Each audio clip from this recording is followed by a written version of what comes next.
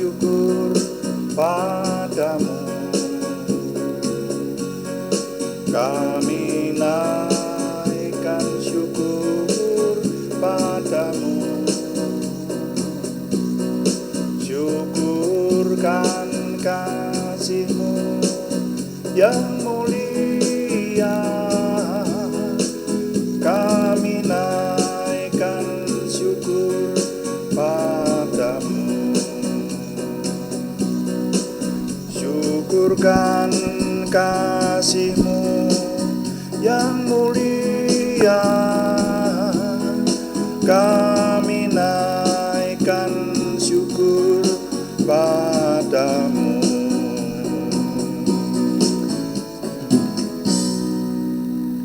Bapak, kami mengucap syukur untuk malam hari ini. Kami menyerahkan doa malam ini sepenuhnya dalam tangan Tuhan, sehingga semua yang kami kerjakan, kami memuliakan Tuhan, melebarkan kerajaan Tuhan, dan menjadi berkat buat kami semua. Terima kasih, dalam nama Tuhan Yesus Kristus kami berdoa. Haleluya, amin. Selamat malam Bapak Ibu Saudara sekalian yang sudah bersama dengan kita di sini dalam doa malam hari ini. Doa malam melalui online ini diadakan secara iman Kristiani dengan dasar keyakinan kepada Tuhan Yesus Kristus, Yeshua HaMasyiah, Isa alaihi salam, Juru Selamat dunia, Imam Besar Agung kami. Dan firman Tuhan yang didokumentasikan dalam kitab suci Perjanjian Lama serta Perjanjian Baru menjadi pegangan kami, menjadi pegangan kita sekalian. Saudara-saudara sekalian, doa malam ditujukan juga untuk menjawab pertanyaan. Karena itu kalau ada pertanyaan dari saudara, silahkan dikirimkan kepada kami, pertanyaan-pertanyaan yang bersifat rohani, dan kami bisa menjawabnya. Kami akan mencoba seperti biasanya kami jawab dan menjadi tema-tema dalam doa malam kita. Dan juga seringkali doa malam dimaksudkan juga untuk mencermati hal-hal yang terjadi di zaman ini. Kita cermati dari sisi firman Tuhan supaya hidup kita tidak salah dan hidup kita berkenan kepada Tuhan. Nah, untuk malam hari ini saya ingin mengajak Bapak Ibu Saudara merenungkan firman Tuhan dengan judul Mencari Rezeki Menurut Alkitab. Mencari rezeki menurut Alkitab.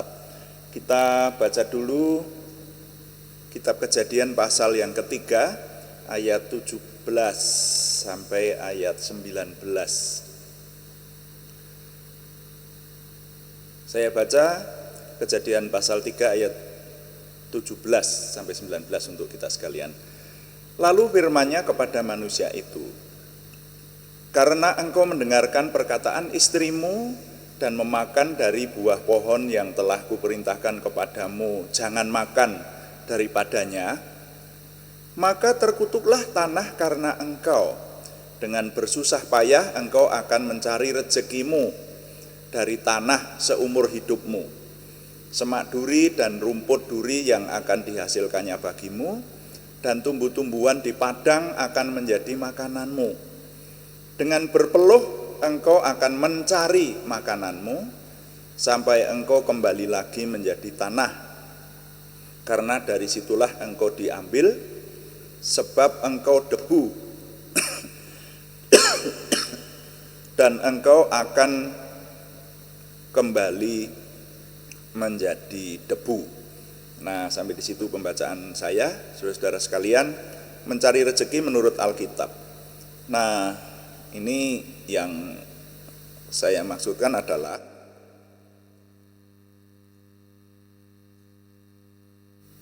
kita mencermati dari sisi Alkitabiah tentang mencari rezeki atau tentang bekerja, saudara. Ya, tentang bekerja.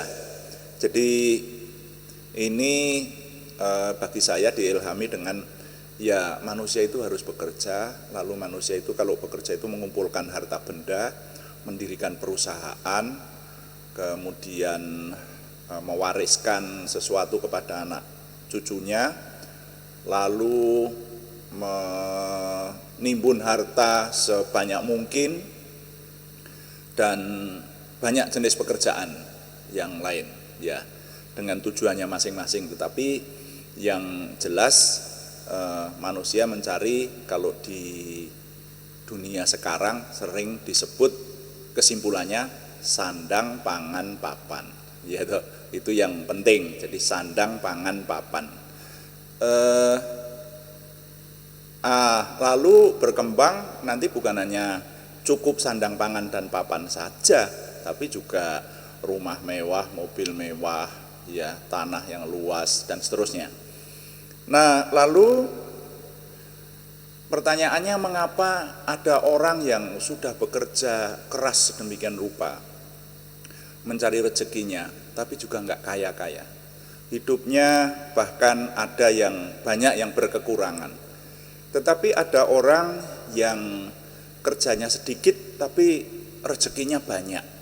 Nah, itu saya mencoba mengajak Bapak Ibu Saudara mencermatinya dari sisi Alkitabiah.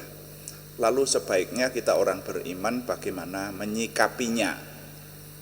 Nah, saya mengajak saudara-saudara mengingat sejarah umat manusia. Manusia itu di kitab Kejadian pada pasal-pasal awal diciptakan, kemudian diberi makanan tumbuh-tumbuhan yang berbiji, dan juga diberi kuasa untuk menaklukkan segala binatang, menaklukkan dunia dan segala binatang. Itu ada di Kejadian pasal 1 ayat 28 sampai 29 ya. Ya, kuasailah dan taklukkanlah itu. Nah, itu firman Tuhan berkata semacam itu. Nah, sehingga manusia diberi kuasa. Lalu nanti dilanjutkan di Kejadian di pasal 2, diperintahkan supaya manusia itu mengusahakan dan memelihara Taman Eden. Jadi sebelum manusia jatuh dosa, ini semuanya sebelum manusia jatuh dosa, itu sudah ada perintah untuk bekerja, mengusahakan dan memelihara Taman Eden. Kan berarti Adam dan Hawa pada waktu itu mereka belum punya anak. Itu supaya mereka ini bekerja memelihara Taman Eden itu, ya. Dan setelah mereka jatuh dosa, nah baru mereka menyadari bahwa mereka merasa malu karena telanjang. Nah, padahal tadinya dicatat mereka berdua telanjang tapi tidak merasa malu. Nah, lalu manusia kalau untuk hidup itu mestinya yang dicari adalah makanan. Nah, makanan sebetulnya tadinya sudah disediakan oleh Tuhan. Jadi kalau menurut saya manusia pada awalnya itu pekerjaannya tidak keras banget, bekerjanya enak, tapi sudah disediakan makanan. Jadi tinggal memelihara taman saja, seperti itu. Nah, ketika manusia jatuh dosa, maka mereka merasa malu, lalu mengusahakan pakaian. Nah, tapi saya tidak tahu kok sampai sekarang kalau istilah di Indonesia itu yang disebut pertama malah sandang dulu ya, pakaian, sandang. Ya, sandang, pangan, papan. Biasanya dengan ringan diucapkannya semacam itu. Bukan pangan dulu itu ya. Padahal manusia untuk hidup kan perlu pangan. Nah, dalam tafsiran saya, mengapa manusia mereka berdua telanjang tapi tidak merasa malu? Yang dimaksud telanjang di situ tidak menggunakan pakaian yang terbuat dari kain. Tetapi manusia itu memakai pakaiannya adalah kemuliaan Tuhan. Nah, itu loh.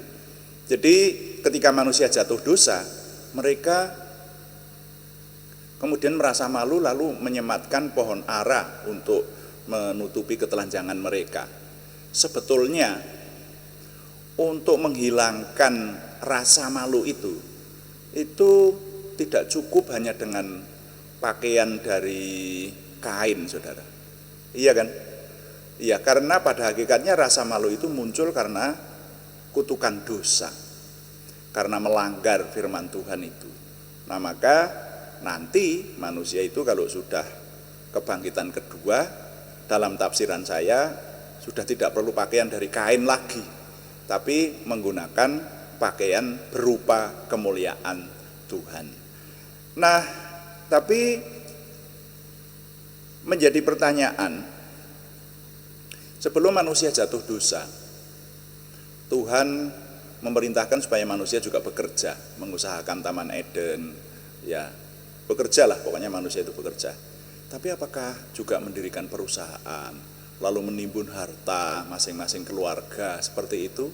Ya, kita tidak tahu, saudara ya. Saya tidak bisa membayangkan. Tapi ya bisanya hanya menafsirkan. Kalau tafsiran saya, manusia tidak membutuhkan itu semua. Tidak membutuhkan untuk berlomba seperti sekarang, menumpuk harta sebanyak-banyaknya seperti itu. Karena manusia bersifat kudus dan yang memimpin adalah Tuhan sendiri. Pemerintahannya teokrasi. Jadi aturan Tuhan itu ketat, ya. Dan di sana penuh damai sejahtera, yang jelas itu. Jadi tidak ada rasa dengki, tidak ada rasa saling bermusuhan, seperti itu belum muncul itu. Yang ada adalah kekudusan dan kebenaran Tuhan. Sehingga manusia bekerja, tetapi fokus hasil pekerjaannya adalah untuk kemuliaan nama Tuhan. Nah itu. Nah, baru ketika manusia jatuh dosa, maka dikatakan engkau akan bersusah payah memakan rezekimu dengan berpeluh, ya, dengan berkeringat, artinya dengan bekerja keras. Nah ini setelah jatuh dosa, dengan berpeluh engkau akan memakan rezekimu. Nah jadi saudara-saudara, manusia setelah jatuh dosa, apalagi Adam dan Hawa kemudian diusir dan jatuh ke tanah yang terkutuk ini, maka manusia masih tetap harus bekerja.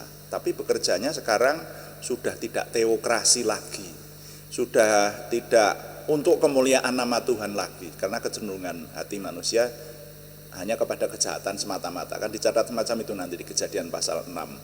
Jadi anak cucu Adam itu pikirannya kepada kejahatan semata-mata. Jadi bekerjanya itu kemudian sudah tercemar, saudara. Bukan seperti yang Tuhan maksudkan.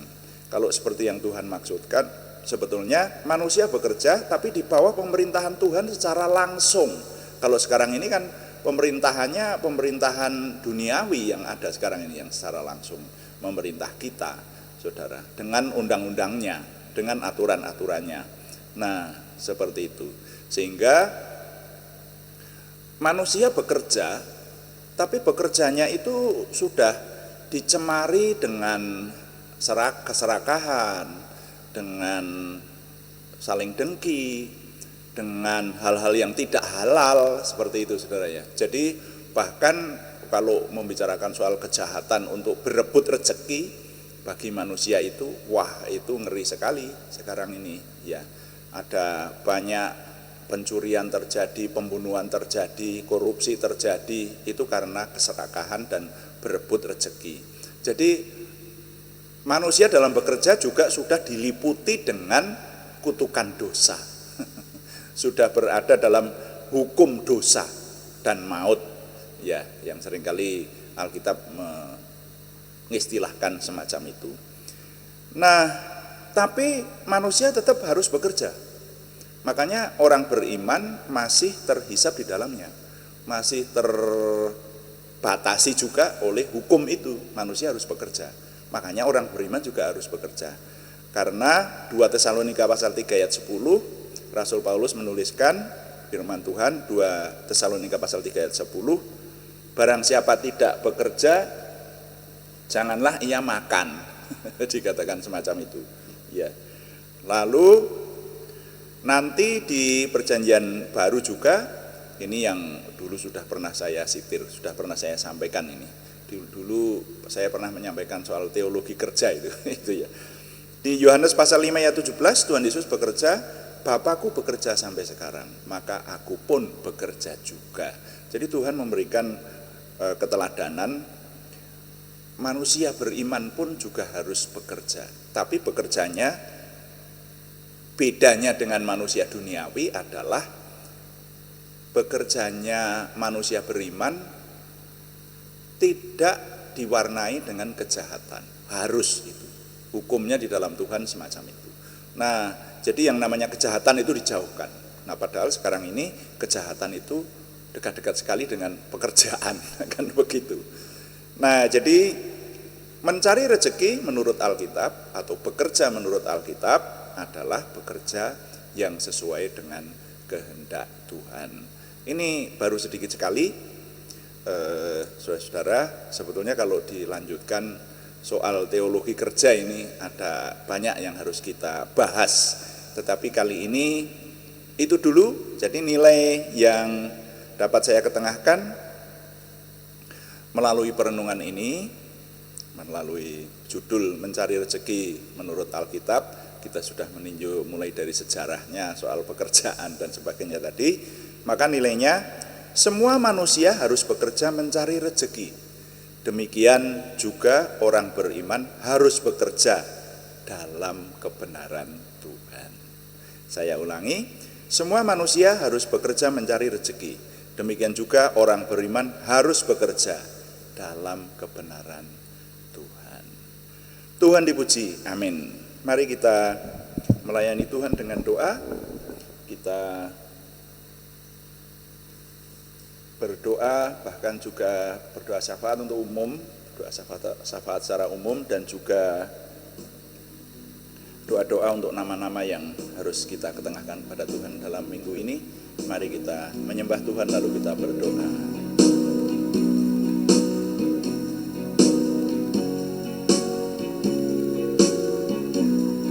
Kuduskan tempat ini untuk kami berdoa. Kuduskan hati ini untuk kami menyembah. Biar segala perkara ku serahkan padamu, Yesus, dan Roh Kudus bekerja membimbing kami semua.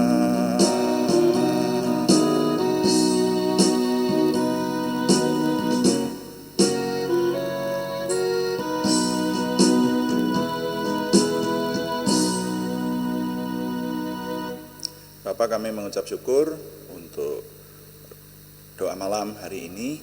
Kami mengucap syukur untuk firman-Mu, dan sekarang kami berdoa untuk bangsa dan negara kami, khususnya mohon Tuhan yang memberikan kesejahteraan termasuk kota-kota di mana kami tinggal. Tetap kami menyerahkan kepada Tuhan untuk kami ada dalam kesejahteraan Tuhan. Dan kami juga menyerahkan nama-nama yang masih harus kami doakan dalam minggu ini, terutama mereka yang membutuhkan kesembuhan. Kami mohon Tuhan yang memberikan kesembuhan yang sempurna kepada saudara kami Arni Setiawati, saudara kami Budi Suswanti, saudara kami Yohanes Sutarman, semuanya di Purwodadi, juga kepada saudara kami Anak Alekyu Vanuwibowo di Salatiga, saudara kami Siti Rondia, saudara kami Cahyani Bagiowati di Semarang, saudara kami Tumbur Baruhum Nainggolan di Kudus, bahkan juga kepada nama-nama yang belum kami sebutkan, tetapi yang bersama-sama kami merindukan kesembuhan dari Tuhan, Tuhan yang memberi. Juga kami berdoa untuk pergumulan yang lain selain kesembuhan, yaitu pergumulan dari saudara kami Yohana Asri Sabtorini di Kediri dan saudara kami Warsiti di Purwodadi. Kami mohon Tuhan yang menjawab doa, memberikan terobosan baru, keberhasilan, sehingga pertolongan Tuhan nyata buat kami. Terima kasih Bapa di surga, kami mengucap syukur. Kami mohon Tuhan memberkati segala yang kami kerjakan, baik pekerjaan keseharian kami maupun pelayanan onsite online, semuanya kami persembahkan untuk Tuhan berkati sehingga kami bekerja dengan lebih sempurna lagi menuju kepada kesempurnaan Tuhan. Terima kasih Bapa, dengan ini setiap hari kami mengucap syukur Tuhan memberikan kepada kami kami semakin memiliki pengenalan akan Tuhan, percaya diri bersama Tuhan, antusiasme, optimisme, semangat dan bergairah menyambut masa depan kami untuk menang bersama dengan Tuhan. Kami mohon Tuhan yang menyempurnakan doa kami oleh pertolongan dan pimpinan Roh Kudus, semuanya kami persembahkan dengan mantap percaya dalam nama Tuhan Yesus Kristus Juru Selamat kami. Haleluya. Amin. Demikian doa malam hari ini, saudara-saudara sekalian, dan kami mengingatkan selalu bahwa doa malam dilaksanakan setiap hari Senin sampai hari Sabtu pada jam 6 atau jam 18 waktu Indonesia Barat. Juga ada doa pagi pada setiap jam 5. Tapi kalau yang jam 5 pagi hari Senin sampai Sabtu temanya berbeda. Temanya membaca kitab suci secara keseluruhan sambil kita renungkan. Dan kalau saudara ada yang terlambat mengikuti pas live streaming kami, saudara masih tetap bisa membuka renungan yang ada setelah tayang tentunya. Terima kasih kepada semua yang sudah mendukung. Kami tetap mengharapkan dukungan Anda, setidaknya dukungan doa. Juga terima kasih yang belum memberikan subscribe, berkenan memberikan subscribe, like, komen, dan share, bagikan kepada teman-teman lain sehingga lebih banyak lagi yang diberkati bersama dengan kita. Selamat malam, Tuhan memberkati. Amin.